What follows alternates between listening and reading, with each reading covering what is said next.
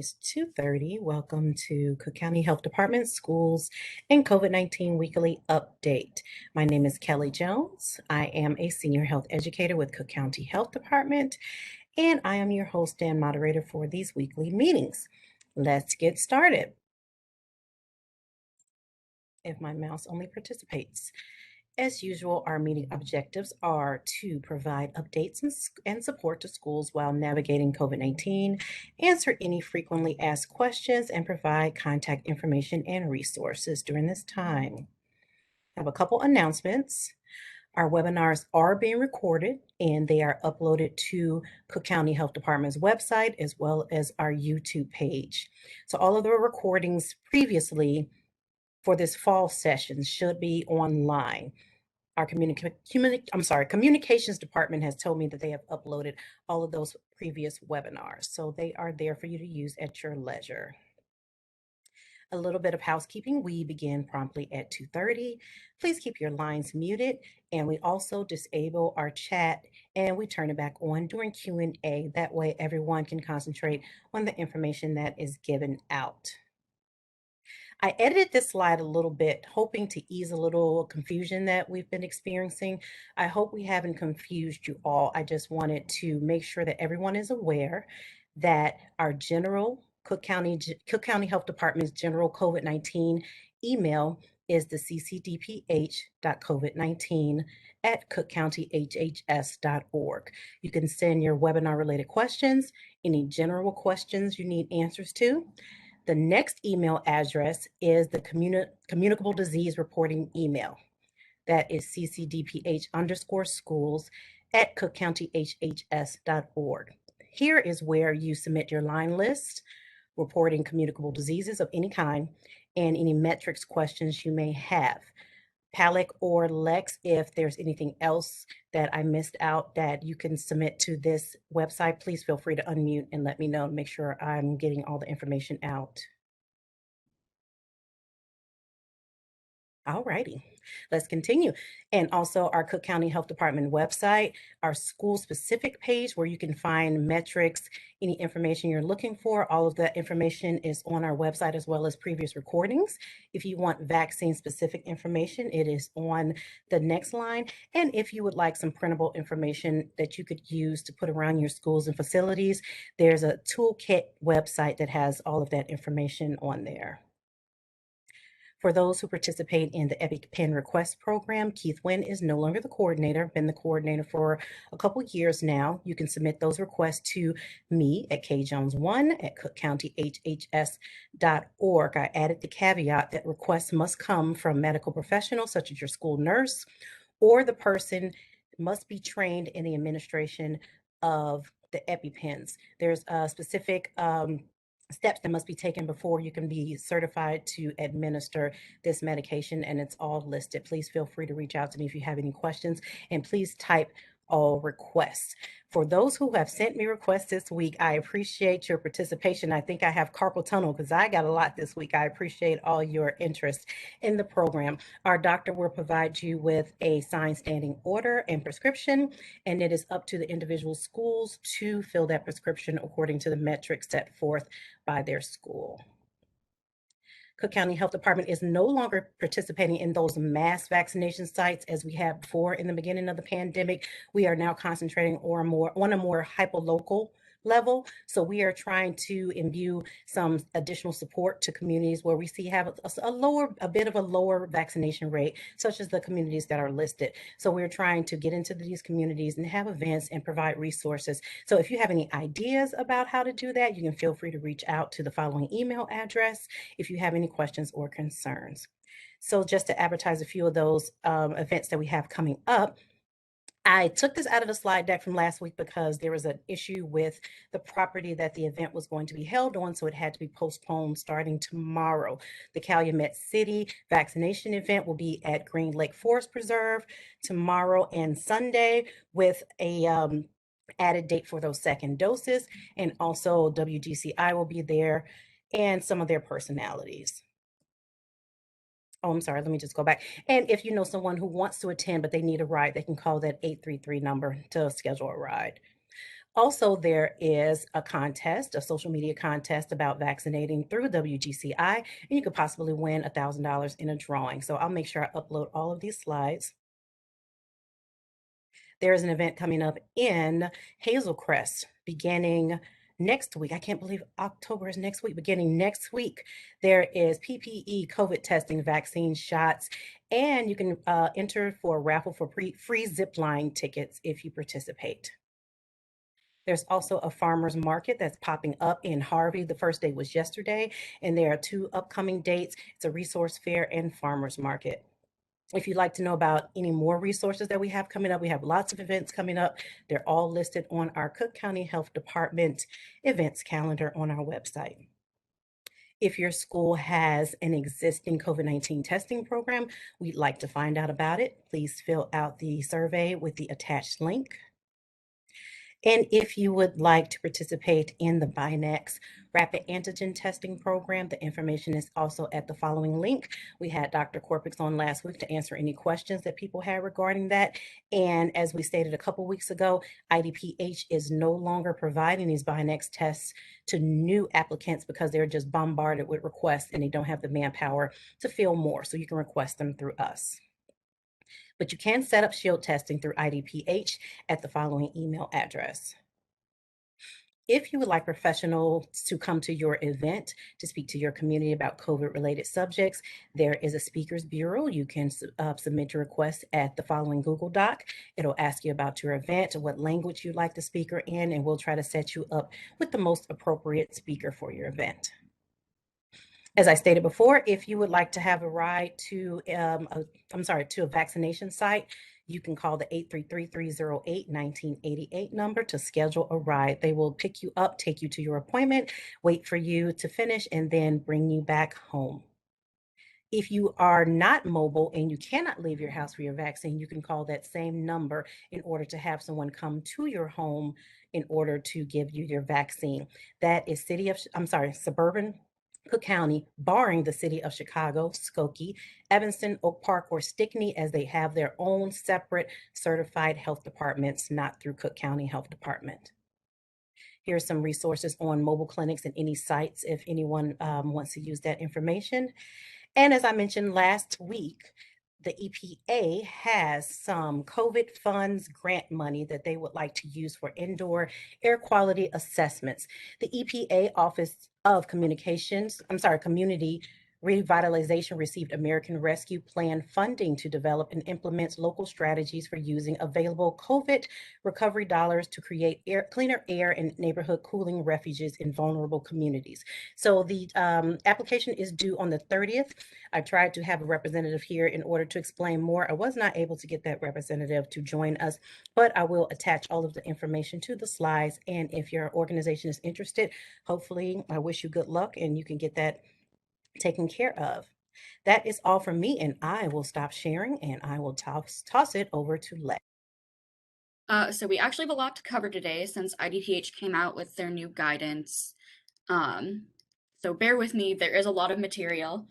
So we'll tackle housekeeping, give you the usual updates, talk a little bit about how you might suspect there's an outbreak at your school for COVID, clarify some testing questions that we get pretty frequently, talk about what you have to do when a household member gets sent home with COVID symptoms but aren't tested yet, address the new ISB guidance, and then the submitted questions. So as per usual, email all of your questions, all of your case reports, your close contact reports to ccdph_schools@cookcountyhhs.org. Please do not give out our personal work emails to parents because we have been getting a lot of kind of noise in with all the important emails that you guys are actually sending us. And I've actually had some parents find my personal email this week and start emailing that. So please do not give them our personal work information, have them go through the correct channels. And obviously outbreaks are our highest priority. For the metrics update, there are currently 257 school outbreaks in Illinois, 31 are in Cook County. So that is more than last week, but our test positivity is actually down from last week, probably because so many people have started doing screening programs, which is great. But the case rate for the community has largely stayed the same. We're still in high community transmission. We are about at the same level as we have been the past few weeks in terms of youth cases, which is comparable to about November of 2020 or like February-ish of this year, if you can remember back to those times. I know a lot has happened since then. So that's where we're at in terms of metrics. For travel guidance, it looks like California got their case rate down, but everywhere else is still in the no-go zone.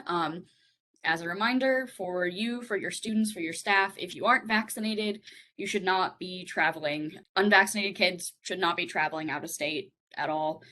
You can certainly ask more specific travel questions if you have them, but I think a large part of this is just common sense at this point. So, addressing outbreak verification. So, if you realize you have two or more cases that happened within 14 days of each other in your school, try to collect dates of symptoms, dates of any tests that were taken. If you know there's been an exposure, collect those dates of exposures, and then ask if there could have been contact in the classroom setting and or in a sports related setting, or if these people are friends, maybe ask them if they could have had contact outside of school. And this will help us determine if there's actually an outbreak in your school or like they got it at like church youth group or like playing basketball on their street with some other friends of theirs. So keep that in mind. Try to collect all that information before you're worried you have an outbreak. And then as soon as you have that suspicion and have some of that information, then you can certainly contact us anytime with outbreak information. All right, just to clarify, I think this is really important that we're all on the same page with language. And I know a lot of you know this already, but just keep in mind isolation is for cases. That's that 10-day period when someone is infectious and they need to be separated from people who are susceptible to COVID.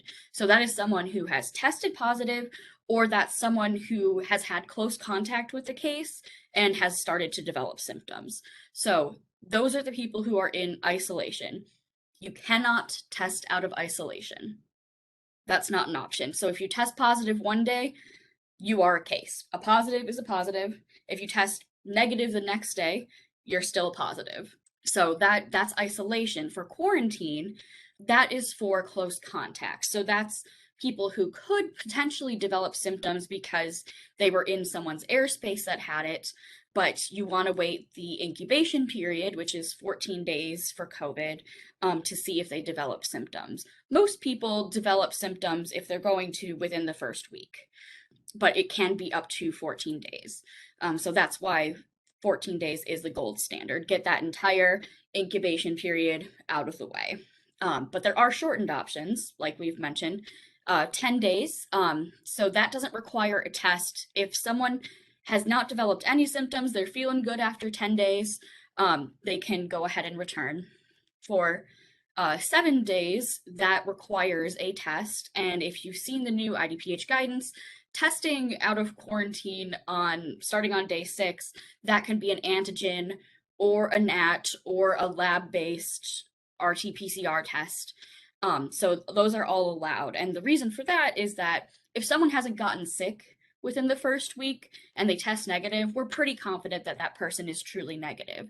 But if someone is symptomatic, given our high level of community transmission, we aren't as confident that a test that's negative is truly going to be negative if they have symptoms at a time where what is mostly going around is COVID. Like there's a little bit of a common cold going around among preschoolers, but for the large part, if you're seeing symptoms, it's either we're getting into fall allergies or it's COVID. So things to keep in mind. And then of course there's test to stay. And this is addressed in the ISB school guidance that was released on, what day was that? Tuesday, on the page 20. If when test positive, like I said, rapid, Binax, home test, that's a positive from that point forward, and they need to finish their isolation period. And then we've had a couple requests to address RT-PCR. So during periods of high and substantial community transmission, if someone starts exhibiting symptoms at school, they need to be sent home, and they need to, when they want to return, they have to have a negative lab-based RT-PCR test, not a rapid PCR test, which you would know the difference because one is a a point of care test. You get those results very quickly. Usually for RT-PCR, it's like half a day to 2 days afterwards.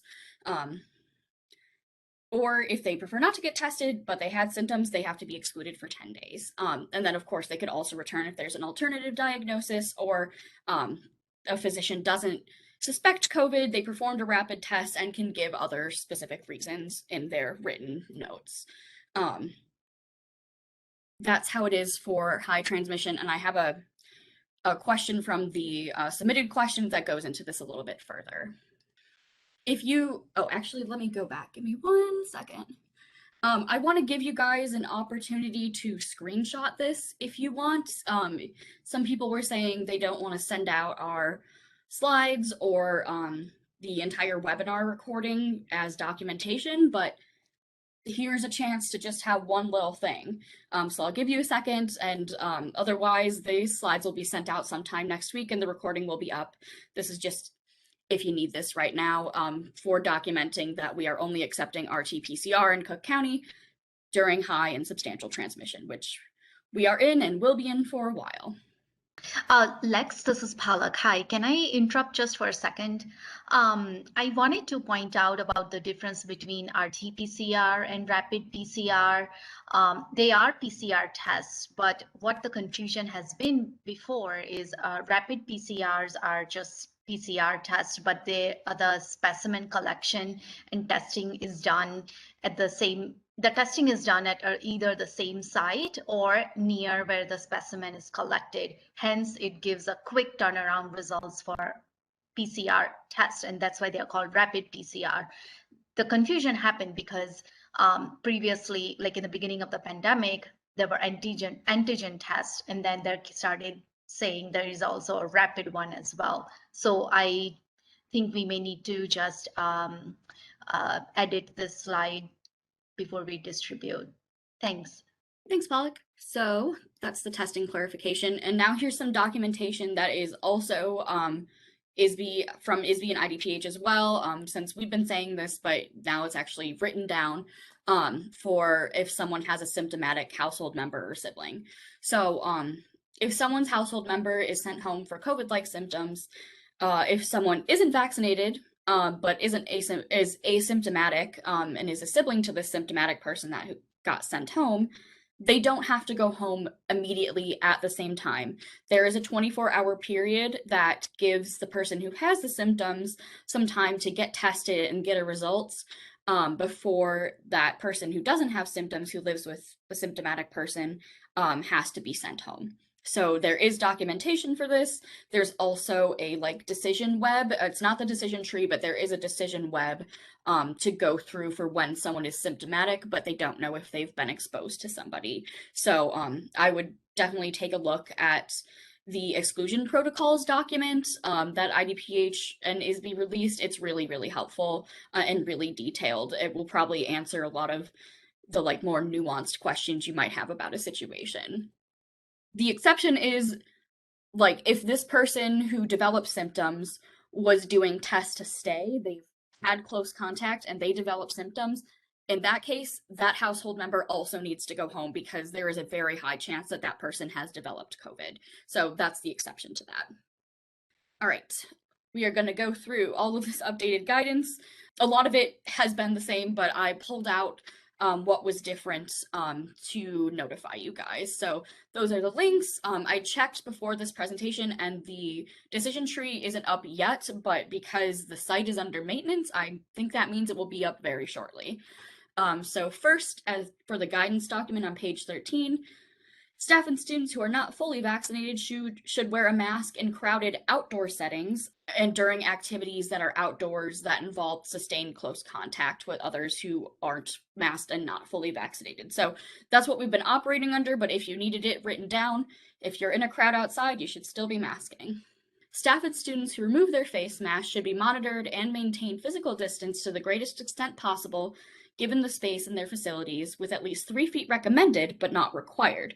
And between students and staff, 6 feet is required or recommended but not required. And I just want to point out, because we did have some questions about this doesn't change the close contact definition. What this is creating wording that makes sure that space isn't a limiting factor for in-person learning. So by saying not required, that means people can be sitting closer, but that still means that they're close contacts, and that space needs to be kept track of, even if it's, if they're going to be less than the close contact definition, there needs to be a seating chart or some other way of identifying who is near who during the day. And then physical distance should be measured as the distance between persons mouth to mouth rather than between furniture, which is different than it was previously. So that is a difference to note. And it should give schools a little bit more leeway with how they can set up their buildings and classrooms. Next, physical distancing of 3 feet is recommended for students while eating or drinking. So that is the minimum. Given the risk of transmission among unvaccinated persons while unmasked, a distance of at least 6 feet is recommended for all unvaccinated individuals while eating and drinking, but is not required.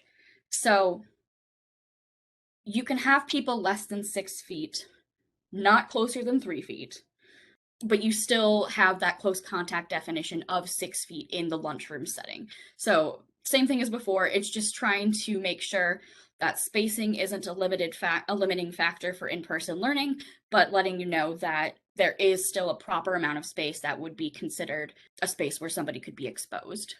Still on the guidance document, now we're on page 21.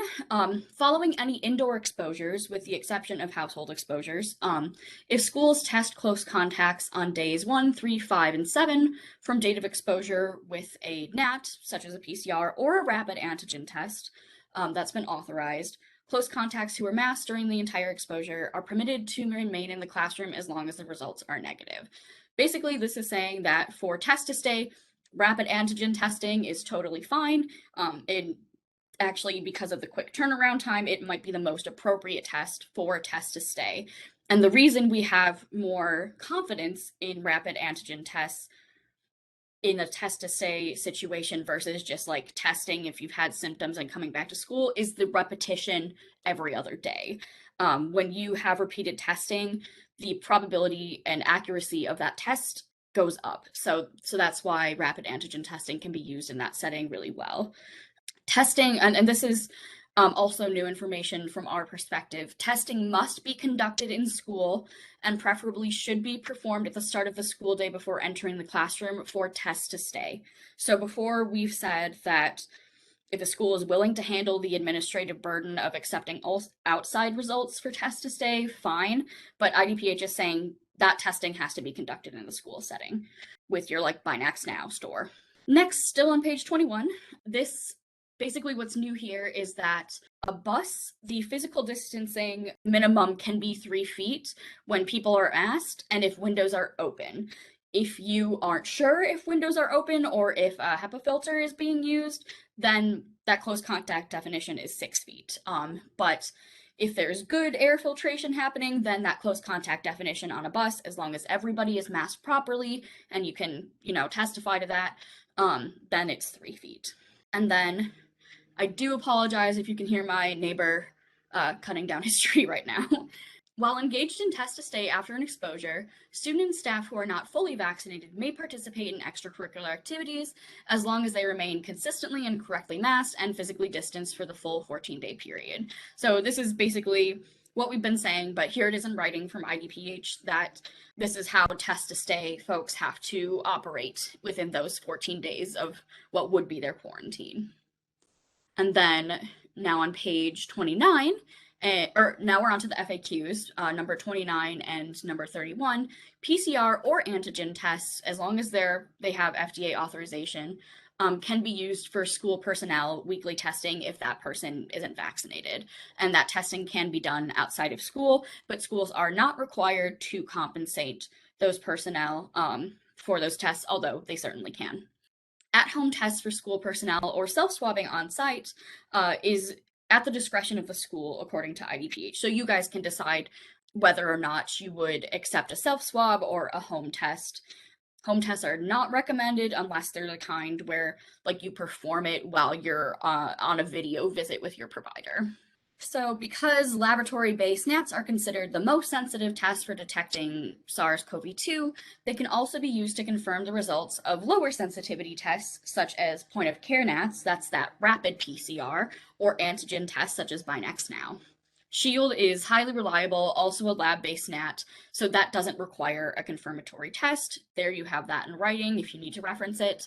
And then it also listed in that FAQ is that LHDs can decide, or LHD is us, the local health department, can decide what tests they're going to accept for a symptomatic person who may or may not have had exposure, they don't know, to return to school or work. All right, still on the ISB guidance update, but now we're exclusively focusing on the FAQs. Both CDC and IDPH no longer recommend fever and symptom screening or attestation of symptom screening upon arrival at the school. Mostly what they want is just self-monitoring. You know, don't go to school or work if you're feeling ill, especially in this era, but also it's just never a good idea. Next question, students and staff with COVID-like symptoms who do not get tested for COVID must be excluded for 10 calendar days from the date of first symptom onset and to be fever-free for 24 hours without use of fever-reducing medications and assuming their other symptoms had improved. So this is basically assuming someone possibly would have COVID, but not asking them to, you know, go get tested if they don't feel up to it. And then in that situation, they have to be out for 10 days. And of course, be fever-free for 24 hours. That's been the norm for forever.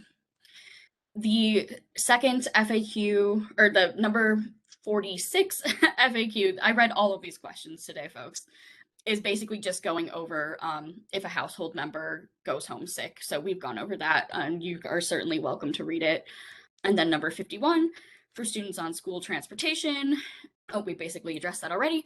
Then question number 76, in communities with high transmission, discontinue sports that involve sustained close contacts with others unless all participants are fully vaccinated. So this is not a mandate. It doesn't mean you have to stop your Friday night football games if you've got a couple of unvaccinated members, but it is saying that that's not super public health approved. It's not the best idea. It's really important for your high school athletes to get vaccinated since they can, or at the very least be testing them very frequently if you're going to continue to participate in high-risk sports. And to my knowledge, I did not see any difference in the sports guidance updates. I don't think that had been updated. All right, submitted questions, and then we'll do Q&A. First question, is it at the school district's discretion to accept outside testing results for test-to-stay protocol, or must we only accept on-site test results for the test-to-stay protocol? Which is a great and very timely question since IDPH just came out and said only on-site testing is accepted. Clear answer for that. Can a school district allow for the 7-day shortened quarantine option for household contacts? And the answer is yes. If that case is able to isolate away from the other household members, then that person's quarantine, which could be shortened to 7 days, starts on the last date they had contact with that household member. Or they can have a shortened 7-day quarantine if it's the, you know, that household's member who is actually COVID positive. Once their isolation is over and the contact's quarantine starts, that quarantine can then be a shortened day. So there are different scenarios where a shortened quarantine can be used for a household contact, but it can't be used during the case's isolation because they're going to have repeated exposure to the person who could be infected. And then, can you please clarify why we no longer accept rapid PCR tests? So I know we've harped on this for a little bit, but this is a little bit more in-depth explanation. So rapid PCR tests are not as sensitive as lab-based PCR tests. And to simplify it, sensitivity is a test's ability to correctly identify an infected person. When we are in substantial and high transmission, pretest probability, which is based on the community levels of transmission, it's basically the likelihood that someone will test positive just like given their local situations. That pretest probability is high when we have high transmission. And that means we can't always trust a negative result from a less sensitive test during these periods because there's going to be more false negatives. And so that's the explanation. Something you could tell to parents that's less confusing is that they're just not as accurate when there's high transmission in the community. But if you really wanted a more in-depth explanation, this is from Bayesian statistics. You can look up Bayes' theorem and pretest probability. I also I have a YouTube video that I found and really liked for this, but it's not made by someone in the health department, so I didn't want to add it on this slide. But if you search in YouTube pretest probability and COVID test, there's going to be some pretty good, pretty basic explanations on Bayes' theorem and why this is the case. Next question, if I had a student go home with symptoms today and they had shield testing done yesterday, would this be sufficient? So this is asking for clarification from the exact same question last week. And whoever asked this, I can't remember, is a follow-up. I could not find the document that you were referring to with your exact wording, but the new exclusion protocols that have been posted for ISB and IDPH say that no negative tests are valid only for the date in which they are collected. So check that out. It's very detailed. If you still have questions, we will address it again. Number 5, I received a doctor's note from a student who was in close contact with a positive case, and we currently go off IDPH guidelines. Basically, the gist of this is that doctor said someone had to quarantine for a different length of time than IDPH said, and legally and also generally you should be following IDPH, CCDPH guidance. Doctors can be epidemiologists, but they're not all epidemiologists, and they might not all be up to date on the current best practices in public health. Legally and just in general, best practice is what public health is recommending. And also, there's lots of people in public health who are also doctors. 6 was a couple of questions that I bunched together all about this legal stuff that's happening with down south in the state. There was an injunction that said basically schools can't enforce quarantine, only local health departments can enforce quarantine.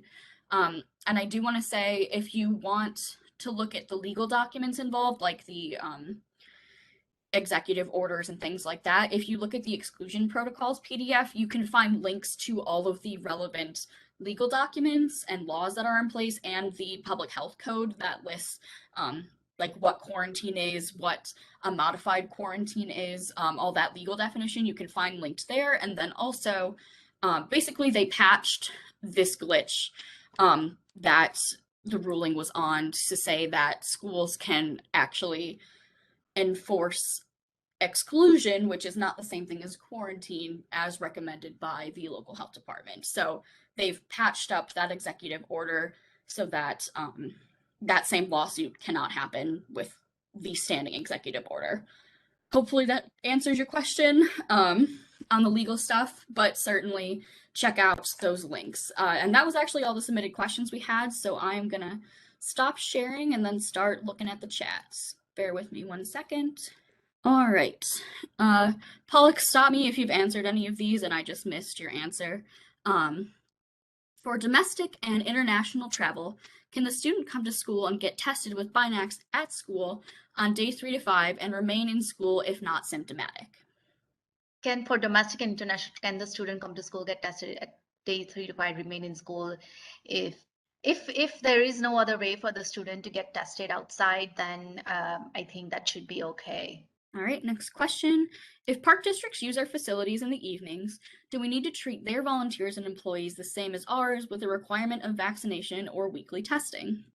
For that, actually, the exclusion protocol that is posted on ISB has really great description on how schools can differentiate who can be considered the school personnel versus just volunteers. So you may want to read that and make that judgment on your own. I can answer this next one because it's just a quick one.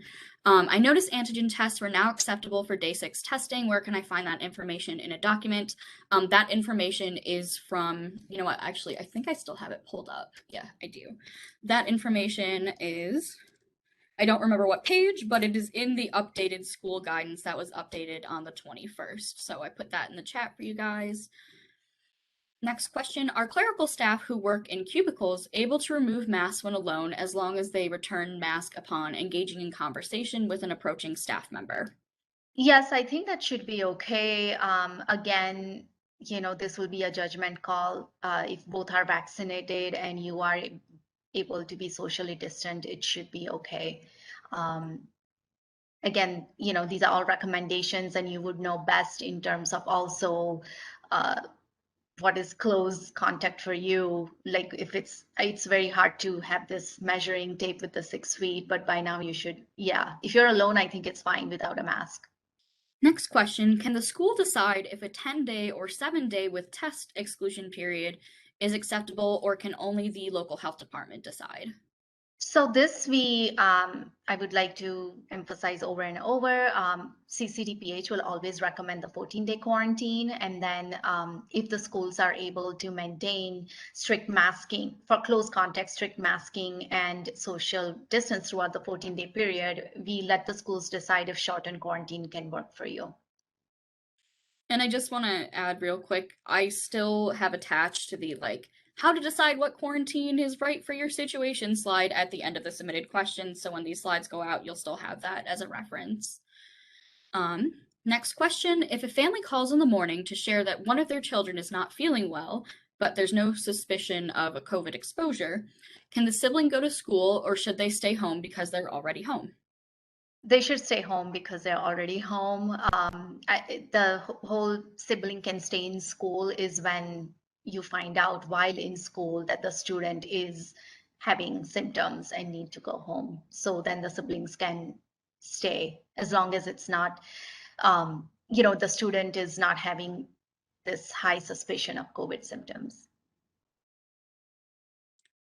All right, so next question is asking for clarification. Are alternative diagnoses acceptable to return to school? I think I will have to look at it. In your slide about testing in adult are acceptable. Lux, are you able to share your screen with that protocol? Yes, give me one. Let's see. Page 9.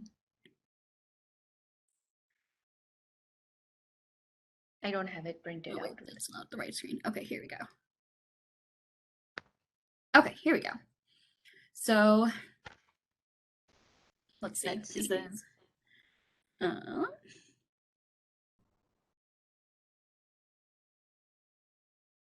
we'll go through this flow chart together, folks. All right, they have symptoms. Can they get tested on site? Can you make that full screen, Lex? It's a little hard to see. Or zoom it. Yeah, I'm sorry, I can zoom in. Thanks. All right, so this is the flow chart on page 9. So assuming someone is getting tested, if they haven't tested positive,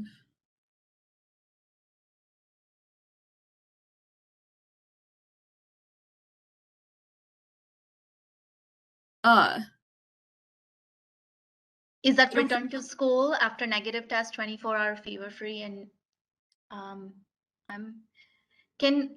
Shelby, can you point out, please, if you can unmute yourself? Oh, if the testing is not performed, is that the must be tested within 48 hours? Yes, so it's just the absence of that option for an alternative diagnosis. It just seems to be missing completely from this document. Yeah, we'll just say let's follow what IDPH guidance is saying. I bet when the decision tree comes out, it will be more specific in that regard. So hang tight. I'm guessing we're still going to accept alternative diagnoses because it's not like barfing kids don't have norovirus instead of COVID. That happens. Yeah, and I did speak with the IDPH in the last couple days, and their exclusion decision tree is still pending. So continue to check it periodically, their page. Okay. Next question. Regarding the updated guidance on return time for following diarrhea or vomiting, is the 48 hours out required following vomiting or diarrhea, even with a negative PCR test? Or does that just apply for someone who does not test and simply stays home for 10 days? This was asked at 3:02, Pollock, if you want to read it. It's a very long question. No, I did. I read it before, and again, we'll defer to IDPH for this. Like, what's exactly written? If the testing is not performed, the child must stay out of school for 10 days after symptom onset and until they have been fever-free for 24 hours without fever-reducing medication. And if they do have diarrhea and vomiting, then they have to stay home. They have to be 48 hours diarrhea and vomiting free, and after symptoms have improved. Next question, I don't think we have to go super into. Carrie, I would advise you to look at the exclusion protocols. I don't know if I linked that, but I will pop that in the chat. I didn't see anything about the test going for 48 hours, and I couldn't find that in any documentation that is currently up on IDPH. It could have been up before and they've taken it down for these new updates.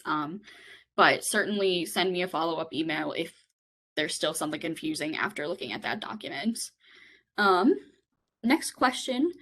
For school positive cases, are we to use the line list, call the health department, or both? I think it's best to just email us a line list since we have been communicating for outbreaks. You can call us and we can always call you back. But again, the CCDPH school email, we read each and every one. It's managed by a team of us. So, definitely please send the line list right away for positive cases. And again, if there is an outbreak and it's something is urgent, you can write us an email with the subject line urgent, need call back for outbreak verification, and we know to prioritize that one.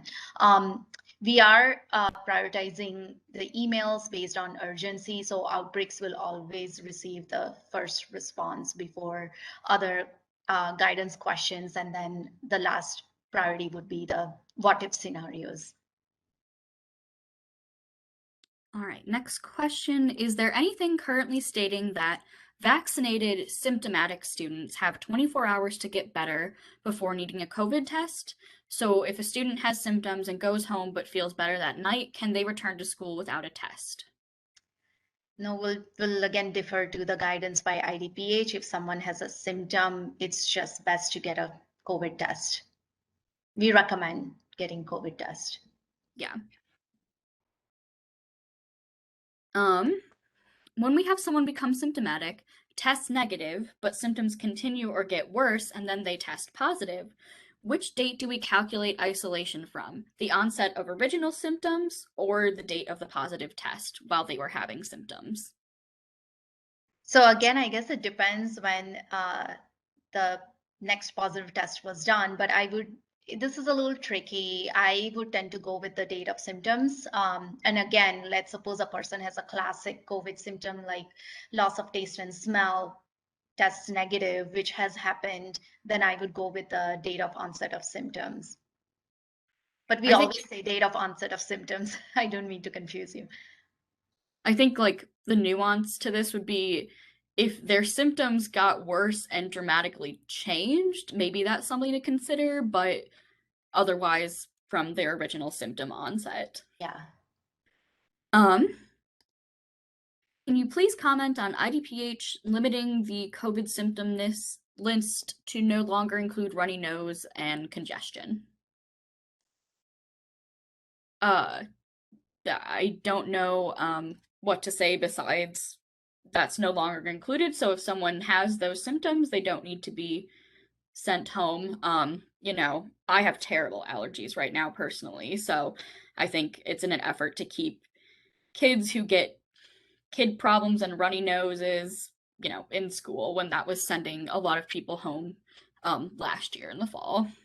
I think if you have Binax now test, you can certainly test that if you, but we've been mentioning to a lot of the school in our communication that for low suspicion of COVID, they can either, if you have Binax test available, you can just get it tested. And of course, school nurses, when they're evaluating the students, they are right there. They would know from evaluating the student best compared to us being able to say, while on the email or phone call.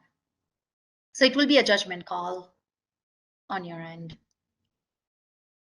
Next question. I have a student whose sister had a positive home test with their only symptom being a runny nose.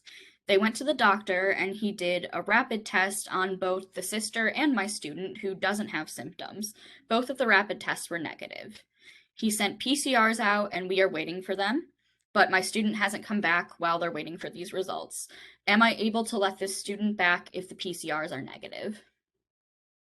I think in here, the physician is your best bet because they can do a clinical evaluation and they can tell whether there is no suspicion of COVID. But I mean, again, this is a highly specific question, which I would suggest if you don't mind calling us or emailing me so we can discuss that. For chat, we just want to keep it general. I would like to discuss with you, Rosemary, on the phone. So after this webinar.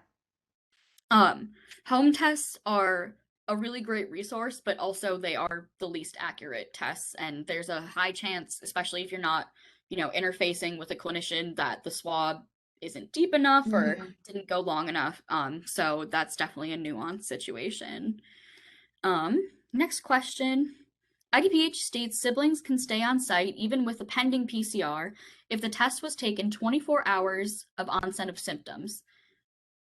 What is CCDPH's guidance in this situation? The siblings should stay home while the results are pending, or should they be sent home the next day?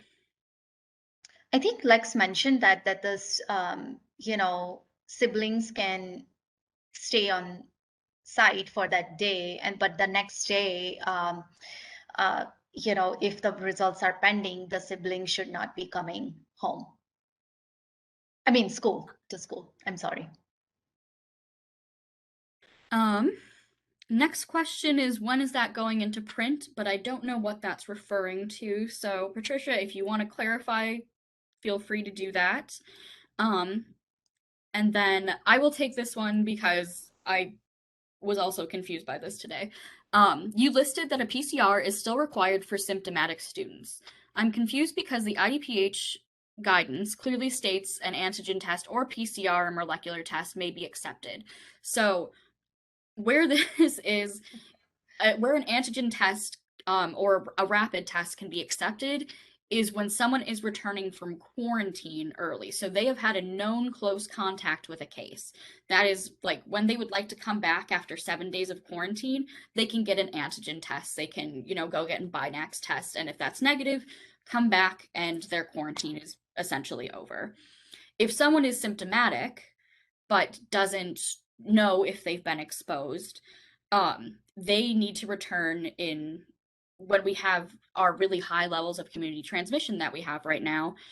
They need to return with only a lab-based RT-PCR test. And that's because in our current level of community transmission, someone who's symptomatic has a much higher chance of actually being positive than someone who's testing out of quarantine that never develops symptoms at all. So that is the difference. And IDPH leaves it up to the local health departments to determine what tests are acceptable to return when we have these high levels of community transmission. So that's the differentiation. The documentation that was updated for IDPH was about an actual person who's being quarantined. Are you allowing nurses to evaluate and use Binax now in school to return to class? Is this concerning the shortened quarantine? No, I think this was about having a runny nose or something. This is again such a nuanced question, and yeah, if the IDPH has removed that symptom, you could use the Binex now and check, and if it's negative, then you can let them stay. I would say ideally then they would go and get PCR testing done. So I think the thing to think about here is because it's not on the symptom Yeah, list. no, I know, and it is even I don't know how to answer that question right now. So if you don't mind, Catherine, I would like to get back to you on this. I'll discuss with my colleagues as well. And the next question and last question, I know we're over. Does CCDPH still support travel quarantine for students? In the FAQs, it says no. If you give me 1 second, I will read the FAQ 80. Let me go ahead and share my screen so everybody can see it. And I will zoom in.